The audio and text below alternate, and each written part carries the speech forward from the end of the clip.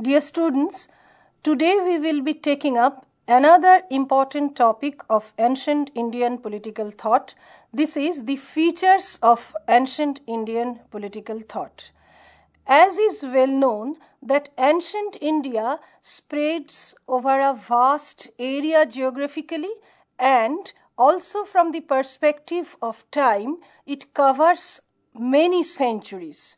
We may say that right from the days of the Mehergarh Civilization in 8000 BC, ancient India continued till 10th century AD. So, it denotes quite a number of centuries, in fact, quite a number of millennia. Now, if we focus on the entire period, it would be difficult to grasp the features because there have been many ups and downs in the history, and so the features vary from one period of time to another. So, for convenience of our discussion, we will divide the features of ancient Indian political thought into two discussions.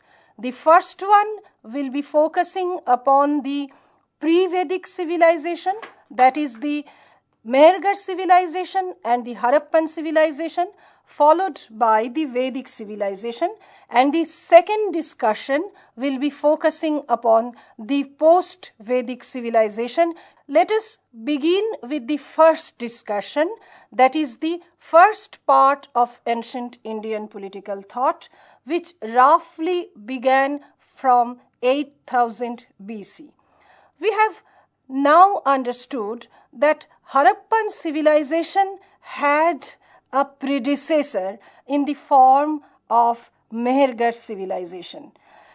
It was excavated in late 20th and early 21st century, and it has been known to us that in the modern day Balochistan of the state of Pakistan, there evolved a highly civilized culture and administration at around 8000 BC.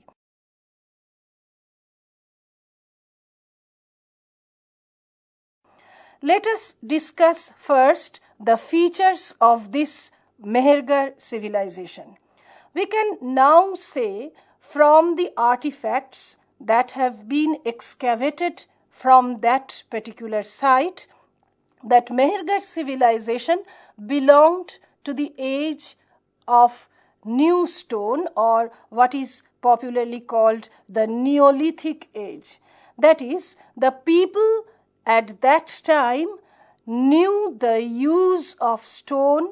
They could make several tools for the betterment of their life, but for that purpose, they principally used stone.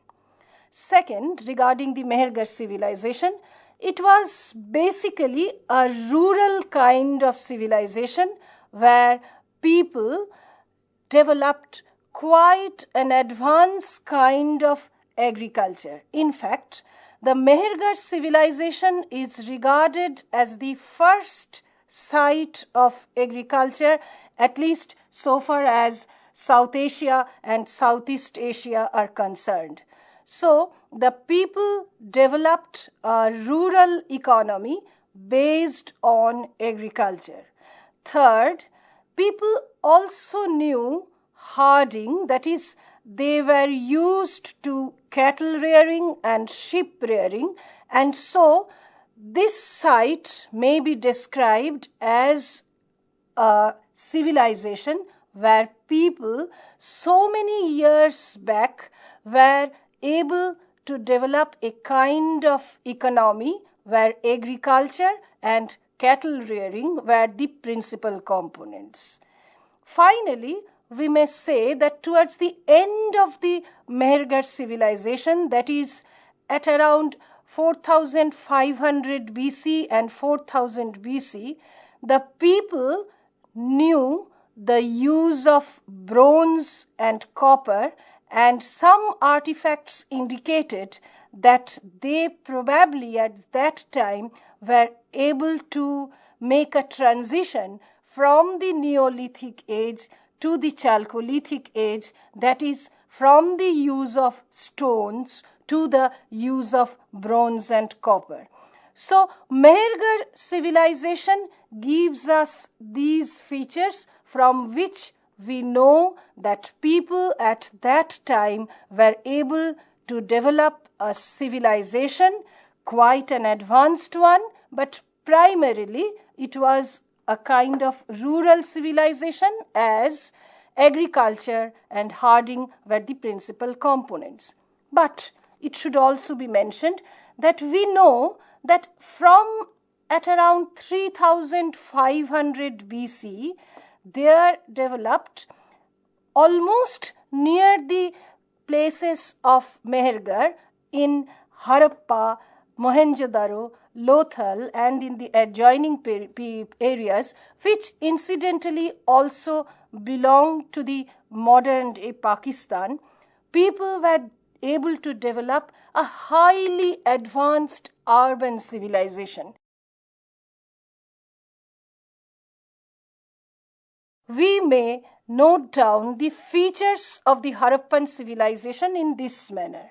First, it was a highly developed urban civilization with advanced town planning and municipal governance. Second, people were engaged in trading and other mercantile activities even with far-off countries, and this is evident from the seals that have been discovered from those sites, and so they were able to develop some kind of an advanced economy.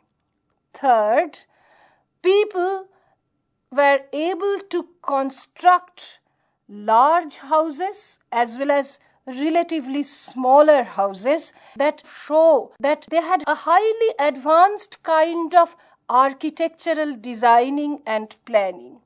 At the same time, the existence of both large houses and the small houses indicate that probably there was a kind of stratification in their society where the rich and those who were privileged were able to live in the large houses, and on the contrary, those who were relatively poor lived in the smaller houses.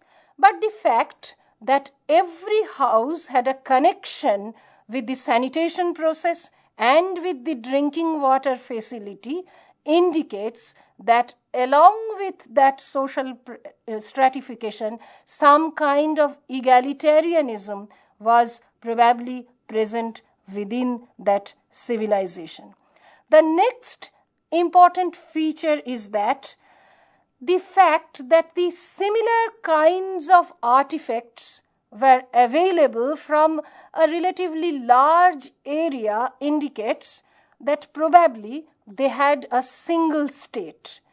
Now, this single state had, however, different centers of power. So, it was not a state with a centralized power structure, but a state with multiple centers of power. So, it could be said that they had a uniform kind of political system with a complex decision-making system. So, on the one hand, a uniformity as a large state could be noticed, and at the same time, the existence of so many centers of power indicate that they had multiplicity of decision making, different strata in the process of decision making, which cumulatively constitute some kind of complex kind of decision making.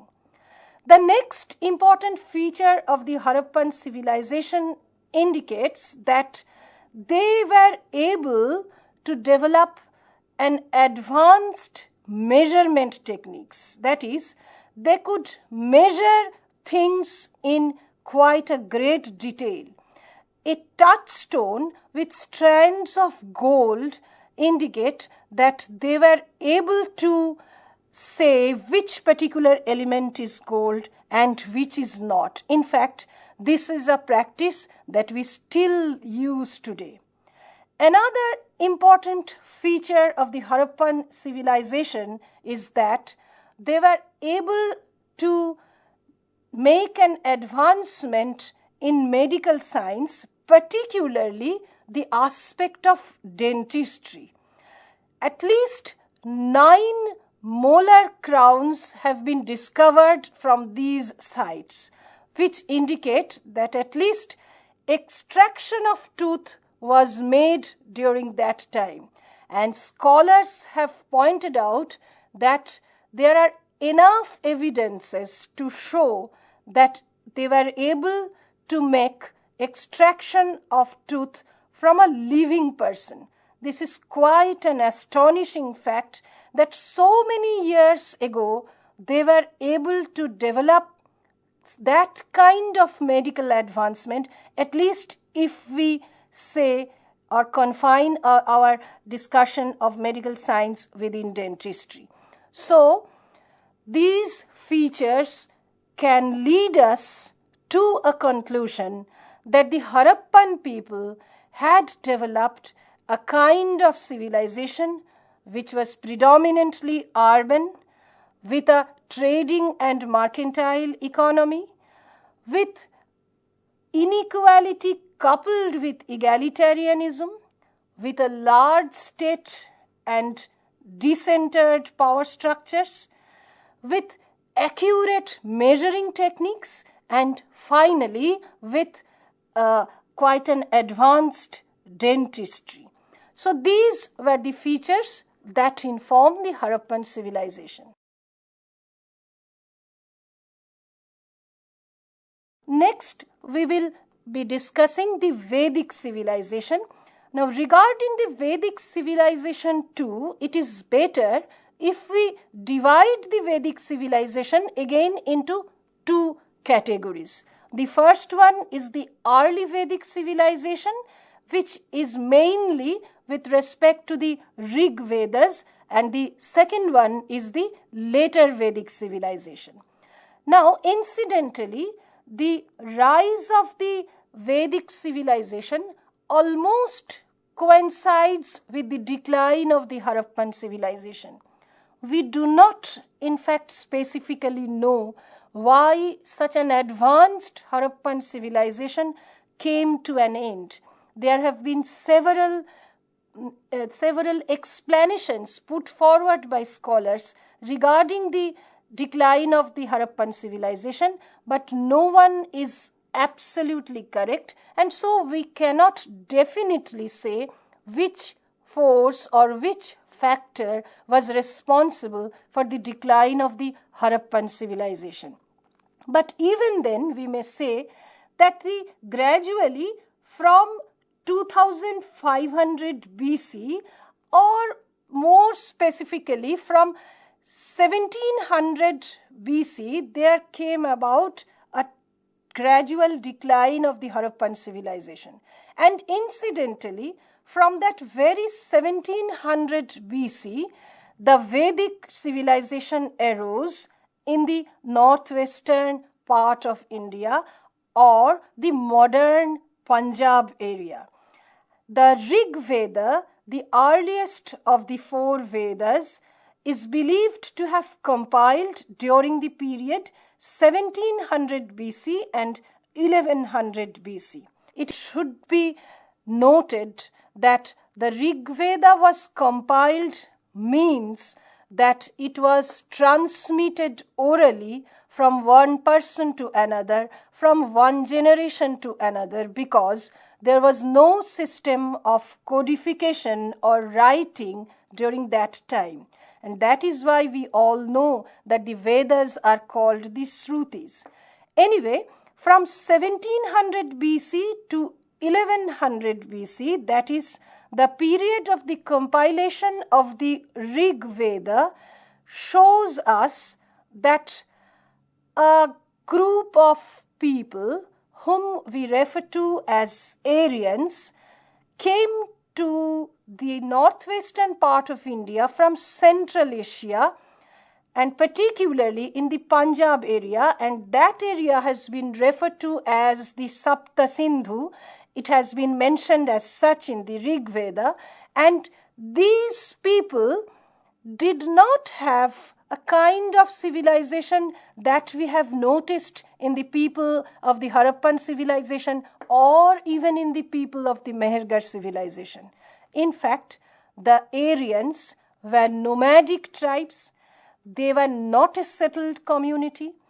It is doubtful that whether in the beginning they knew the art of agriculture, because they in fact traveled from one place to another, and there are evidences to show that they used to eat whatever is available to them in the form of plants or in the form of animals which they in fact killed for their own security and for getting food.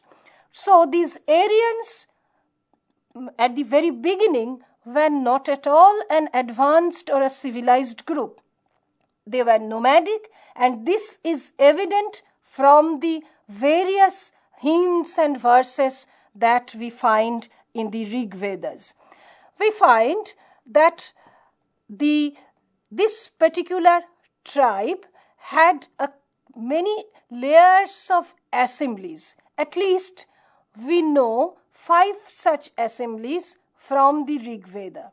The first one is the Sabha, the second one is the Samiti, the third one is the Vidhata, the fourth one is the Gana, and the fifth one is the Parishad.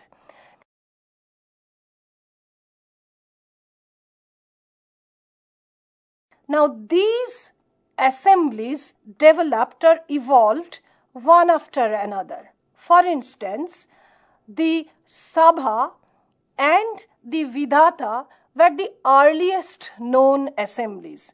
In these assemblies, all the people belonging to the Aryan tribe could participate, could discuss, and we in fact come across women participating in these assemblies.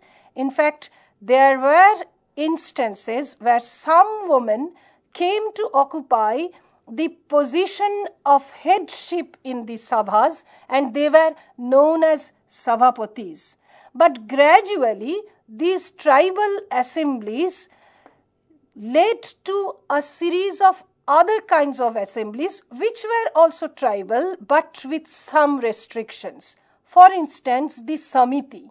Samiti is also a kind of tribal assembly which evolved chronologically in a later part of the early Vedic period. In fact, in the Rig Veda, we come across both the Sabha and the Samiti. But Sabha is chronologically prior to Samiti. And we know that in Samiti, women were not allowed to participate. So, gradually there arose some kinds of restrictions which again indicate the gradual evolution of some kinds of stratifications in the society. This is true not only with respect to women, this is true also with respect to another major stratification which we find in the later Rig Vedic period. It is said that the Prajapati Brahma had given birth to 4 kinds of people. Those who came out from his head came to be known as the Brahmanas. Those from his shoulder, the Kshatriyas.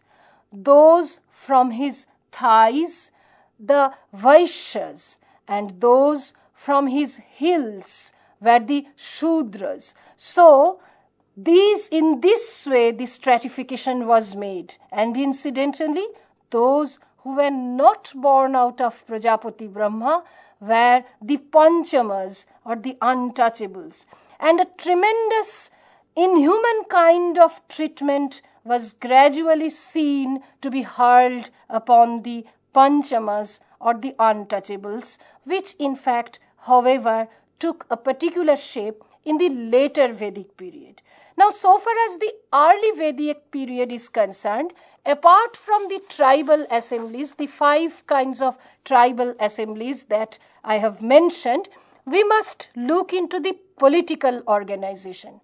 We have found that there were 3 kinds of political groups. The lowest one was the Grama, whose head was called the Gramani. The second one, or the middle one, is the Visha, whose head was called Vishapati, and the topmost one was the Jana, whose head was called the Jeshtha. So this is a 3-tier political structure that we could notice in the early Rigvedic period.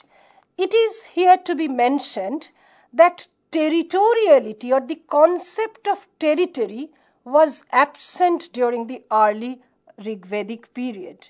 At that time, these political organizations coincided with tribes or clanship and not with a particular territory.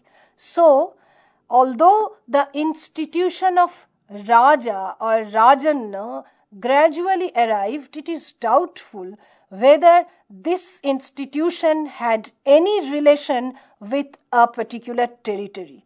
Actually, the Raja in the early Vedic period was a kind of headman of a particular tribe, and in this way there were several tribes and there were several Rajas or kings.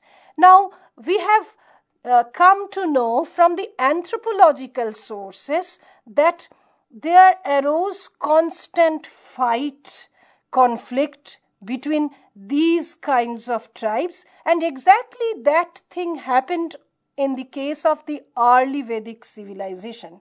And gradually the Aryan tribe was able to establish its superiority or dominance over the other tribes, and gradually the territories of the other tribes got to be accommodated within the territory of the Aryans, and in this way a territorial state gradually evolved. But that happened probably in the later Vedic period. In the early Vedic period, we come across the kind of infighting, the kind of conflict between different tribes, which were basically kinship-based tribes, that is, the families of a single ancestor participated in or formed that particular kin group.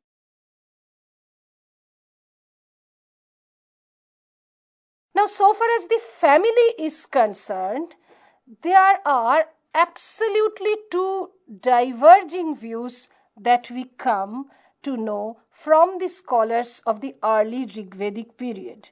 Some are of the opinion that the families in the Rigvedic period were large joint families, where the families of both the father's side and the families from the mother's side lived together, and in this way, generation after generation, families from both the groom's side and from the bride's side lived under a single roof as a very large joint family.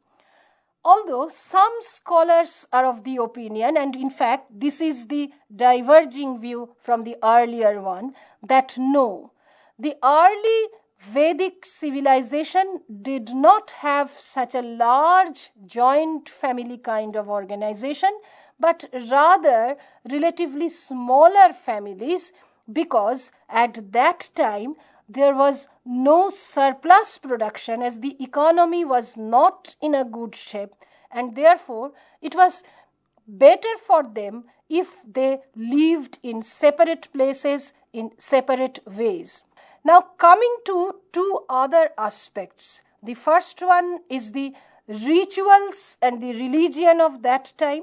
Now, it is difficult to conclude exactly their religious practices, although we know that the Rigvedic hymns leading to the later Vedic hymns form ultimately the kernel of the modern Hindu philosophy or the Hinduism as such. But during the early Rig Vedic period, people normally worshipped the sun, the air in the form of Varuna, Agni, and these natural forces formed their modes of worship, which is in fact quite common in early civilizations, and it has been found to be the practice of other civilizations belonging to Mesopotamia or Egyptian and others. So this is with respect to the kinds of religious practices. Coming to the concept of equality, it can be said that the early Rigvedic civilization was to a large extent an egalitarian one, where women and other later underprivileged people could participate, and in fact privileges and distribution of resources were not done in an inegalitarian manner in the early Rigvedic period, but gradually that led to a kind of society where inequality replaced the early egalitarianism. Now, the question of equality, inequality that disturb the modern mind should be mentioned. Is it true that the Aryan civilization replaced quite an egalitarian Harappan civilization? Were the Aryans highly hierarchical and stratified? These questions, in fact, were the debates of modern time. It cannot be said with affirmative conclusion that Aryans were hierarchical or they were not.